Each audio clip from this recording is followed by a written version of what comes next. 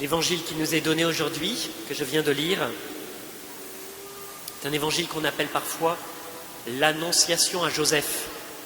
C'est-à-dire qu'il y a une annonciation à Marie avec la visite de l'ange, et puis il y a aussi la manière dont Saint Joseph, a reçu la nouvelle et a été conduit à prendre Marie chez lui. Alors, Joseph, c'est un très grand saint.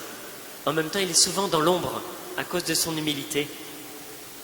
Le pape Léon XIII, il disait de tous les saints, Joseph est le plus élevé au ciel après Jésus et Marie. C'est pour dire, voilà. Alors Saint Joseph, c'est aussi le patron de notre Église, le saint patron de notre Église et notre saint patron. C'est pour ça qu'aujourd'hui, je voulais faire une homélie en me posant la question, comment Saint Joseph nous apprend à nous préparer à Noël en ces derniers jours de l'Avent. Vous voyez ? Je voulais voir 4 attitudes pour ne pas rater la venue du Seigneur, 4 attitudes de Saint Joseph qu'on peut imiter pour ne pas rater la venue de Jésus. Vous savez que Jésus est venu dans le silence de la nuit, de la crèche de Bethléem, et du coup le risque est pour nous de passer à côté, un peu comme les gens de Bethléem de l'époque. Alors première attitude, mener une vie droite. Mener une vie droite, comme Joseph le juste. L'Écriture nous dit, l'Évangile nous dit, Joseph qui était un homme juste. Il n'y a pas beaucoup dans toute la Bible de personnages qu'on qualifie de justes. Il y a Abraham, il y a Noé, il y en a quelques-uns, et il y a Joseph. C'est un très grand compliment. C'est un très grand compliment de la Bible. Ça veut dire que Joseph vivait toujours dans la proximité de Dieu. Juste veut dire ajusté. Vous voyez, ajusté, ça veut dire adapté. Celui qui connaît les commandements, qui les vit, qui les respecte, qui mène une vie en ordre, une vie droite. Alors c'était ça la première attitude, mener une vie droite comme Saint Joseph surnommé le juste. Vous savez que c'est un des thèmes de l'Avent, redresser les chemins tordus, aplanissez les collines, combler les ravins. En gros, ça veut dire faites le ménage dans votre vie, mettez votre vie en ordre parce que Jésus vient, il arrive. Alors pour ça, il y a 2 moyens. Premier moyen, faire des petits efforts pour quitter le péché. Il y a parfois des choses qu'on doit mettre en ordre. Alors, faire des efforts pour changer ces choses-là. Ça veut dire par exemple, comme Joseph, vivre dans l'honnêteté, vivre dans la vérité, faire disparaître ce qui est dans l'ombre, voyez, les zones de ténèbres de nos vies. Et puis il y a aussi recevoir la miséricorde du Seigneur, recevoir le pardon de Dieu. Parce que forcément, on fait des péchés, les péchés pèsent sur notre vie et régulièrement on doit faire le ménage. La manière de faire le ménage, c'est le pardon de Dieu, c'est la confession. Alors moi je vous invite tous, sans exception, à aller vous confesser avant Noël, à ne pas rater ça, à vous préparer à Noël en vous confessant. Alors il y a le Père Pascal qui confesse, vous voyez, mais il ne va pas pouvoir confesser tout le monde aujourd'hui, mais on a prévu des horaires assez larges dans cette semaine qui vient. À partir de mercredi, entre 9h30 et midi, tous les jours jusqu'au 24, vous pouvez venir vous confesser. Mercredi, jeudi, vendredi, samedi, il y aura un prêtre pour vous recevoir. Voilà, alors ne ratez pas ça. Donc première attitude, menez une vie droite pour être prêt pour la venue de Jésus. Deuxième attitude, grandir dans le silence intérieur. Joseph, c'est l'homme de l'intériorité, c'est l'homme du silence. Joseph, il est tellement silencieux que dans la Bible, il ne prononce pas un mot. L'Écriture ne nous rapporte pas de paroles de Saint Joseph. Il est silencieux. Alors il nous apprend à nous-mêmes nous taire, à nous mettre en silence. Vous voyez, on vit dans un monde agité, dans un monde de la consommation, ça augmente encore plus au moment de Noël. Ce que nous montre Joseph, c'est à nous retirer un peu. Parfois on le représente dans les crèches anciennes, au Moyen-Âge, comme un personnage allongé, un peu derrière, un peu appuyé comme ça, comme un peu en train de méditer, de regarder ce qui se passe, et de le garder dans son cœur, en silence. Voilà ce que Joseph nous apprend, nous mettre à l'écart, nous mettre en silence, faire de notre cœur une crèche pour que Jésus soit accueilli. Alors les moyens, c'est le temps de prière, le temps de silence, et puis peut-être nous mettre devant la crèche. nous mettre en silence devant la crèche et méditer sur le voyage de Marie et Joseph entre Nazareth et Bethléem. Ils sont partis de Nazareth, ils sont arrivés à Bethléem. J'ai regardé la distance, je pense que ça met 5 à 6 jours de marche. 5 à 6 jours de marche, vous voyez, pour passer de Nazareth où ils habitaient jusqu'à Bethléem où ils ont dû aller se faire ressentir. C'est le temps du silence et de la méditation. Voilà, deuxième attitude, grandir dans le silence intérieur. Troisième attitude, être disponible au changement que Dieu nous demandera de vivre. Quand Dieu vient à notre rencontre, notre vie change. Comme Joseph. Joseph a vécu en peu de temps un double changement. Premier changement, le projet de Joseph, c'était se marier avec Marie. Vivre une vie probablement tranquille à Nazareth avec son métier de charpentier. Et alors, Joseph va être conduit à renoncer à ce projet et il va se dire, je ne peux plus me marier avec Marie, je ne vais pas le faire. Premier changement énorme. Hein. Deuxième changement, songe, l'ange lui dit, n'aie pas peur de prendre Marie comme épouse. Il va finalement décider de reprendre Marie comme sa femme, mais le projet, là, ça devient devenir le père du Sauveur, être le gardien de Marie et de Jésus.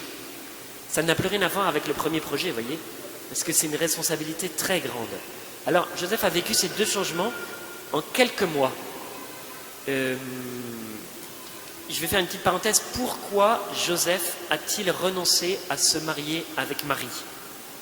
Il y a deux explications. L'explication traditionnelle, l'explication moderne. Je vous donne l'explication moderne. Eh bien, Joseph, en fait, a cru que Marie l'avait trompé. Du coup, il s'est dit, elle m'a trompé, je vais la répudier, tant pis pour elle, comme il était bon, je vais le faire en secret. Ce n'est pas une explication très convaincante, ni sur Marie, ni sur Joseph. Quand on imagine qui était Marie, quand on imagine qui était Joseph, un homme juste, ce n'est pas une explication très, très convaincante. Deuxième explication traditionnelle dans l'Église. On n'a jamais pensé dans l'Église que Joseph ait douté de Marie. Marie a dû lui expliquer et lui dire, j'ai eu la visite de l'ange qui m'a annoncé que j'allais porter Jésus. Joseph l'a cru et Joseph s'est dit, Marie a été choisie par Dieu, un peu comme une vocation, un peu comme une consacrée, voyez. Je ne peux plus, elle appartient à Dieu, je ne peux plus la choisir. Et donc je vais me retirer pour la laisser entièrement à Dieu. Un peu comme deux fiancés dont l'un des deux serait appelé à donner sa vie à Dieu, en devenant prêtre ou en devenant religieuse. Et le deuxième se dirait, c'est Dieu qui passe en premier, c'est Dieu qui a choisi cette personne, je le laisse. Voilà ce que fait Joseph. Il se dit, Marie appartient au Seigneur, je ne suis rien moi. Du coup, je la laisse. Il ne veut pas être un obstacle entre l'action de Dieu et de Marie. Voilà. C'est pour ça qu'il renonce à son projet de mariage. Alors, les projets de Dieu sur nous sont parfois déroutants. Hein. Ils peuvent changer notre vie. Les projets de Dieu sont aussi beaucoup plus grands que les nôtres. Vous voyez, comme Joseph, de mener une vie tranquille avec une famille normale, est devenu le père adoptif de Jésus. Les projets de Dieu aussi sont comme une amplification de nos désirs. Finalement, Joseph s'est quand même marié avec Marie, mais dans une autre perspective. Voilà. Du coup, troisième attitude, être disponible à changer des choses dans notre vie si Dieu nous appelle à les changer. C'est-à-dire faire de notre vie, ne pas faire notre vie quelque chose qui soit sur des rails, vous voyez, et que Dieu ne peut pas intervenir. Troisième attitude. Dernière attitude, enfin, peut-être la plus difficile, grandir dans l'obéissance à Dieu. Joseph est l'homme de l'obéissance à Dieu, obéissance dans la foi et dans la confiance. Joseph va vivre l'obéissance dans la promptitude. Il n'attend pas. Quand l'ange lui dit « Ne crains pas de prendre Marie pour épouse, chez toi Marie ton épouse », on nous dit « Joseph se réveilla, il fit ce que l'ange lui avait prescrit. » Joseph se lève, il obéit. Il ne se pose pas 36 000 questions, vous voyez. Il obéit vite. Dans la fuite en Égypte, un peu plus loin, dans un rêve, il entend l'ange lui dire « Joseph, prends avec toi l'enfant et Marie et fuis en Égypte. » Parce qu'Hérode va chercher l'enfant pour le tuer. Que fait Joseph? Il se réveille, il prend avec lui l'enfant et sa mère, il fuit en Égypte. Il obéit immédiatement. Un peu plus tard, dans un autre rêve, l'ange lui dira « Lève-toi, prends avec toi l'enfant et sa mère et retourne dans la terre d'Israël. » Parce qu'ils sont morts, ceux qui voulaient tuer l'enfant. Que fait Joseph? Se réveille, il fait ce que l'ange lui dit. C'est un modèle pour nous. C'est un modèle pour nous parce qu'il obéit rapidement, sans se poser de questions. Il obéit dans la confiance. Il ne discute pas, voyez. Il ne dit pas, parfois quand on nous demande de faire quelque chose, qu'est-ce qu'on fait nous? On dit, est-ce que tu ne crois pas qu'on pourrait faire autrement? Est-ce que tu ne crois pas que ce serait peut-être plus malin de faire comme ceci, comme cela, voyez? Un peu comme les enfants qui discutent, voyez. Joseph a confiance dans la volonté de Dieu, il obéit. Akaz, dans la première lecture, le prophète lui dit « Demande un signe à Dieu ». Que dit Akaz? Non, non, je ne vais pas demander de signe. Akaz n'a pas envie d'entendre la volonté de Dieu, il ne veut pas de signe. C'est l'exemple inverse de Joseph, voyez. Le prophète lui dit « Demande un signe », il dit « Non, non, je ne vais pas demander de signe ». Et bien le prophète lui dit « Eh bien Dieu t'en donne un quand même ». T'en donne un quand même, voici que la jeune femme va avoir un enfant et ce sera un fils, ce sera lui l'héritier. Voilà. Joseph aussi obéit sans amertume. Il décide de renoncer à Marie, ce qu'il a de plus précieux sur la terre. Je pense que ça a dû être une immense douleur pour lui que de se dire « Je ne vais pas me marier avec Marie ». C'est quand même pas rien, non? C'est quand même pas rien. Eh bien, il aurait pu avoir des rancœurs, voyez, se dire mais Dieu est pas gentil avec moi, il me demande des choses difficiles. Non, il le fait avec un cœur confiant, dans la paix. Voilà. Dans l'obéissance, il y a toujours un sacrifice, hein, qui est au minimum de renoncer à nos idées, à nos projets, à notre volonté propre. Souvent, on peut faire ce sacrifice de mauvaise grâce. Voilà. Puisque je n'ai pas le choix, je suis obligé de le faire, bon ben je vais le faire quand même. Le sacrifice qu'on fait ne porte pas de fruits si on n'y consent pas intérieurement. Vous voyez, c'est comme obéir extérieurement, ça ne porte pas de bons fruits, ça ne porte pas de fruits spirituels en nous si on n'y adhère pas. Joseph est le modèle de cette adhésion intérieure. On peut prendre exemple sur lui. Voilà. Seigneur Jésus, merci pour l'exemple de Joseph que tu nous donnes dans ces derniers jours.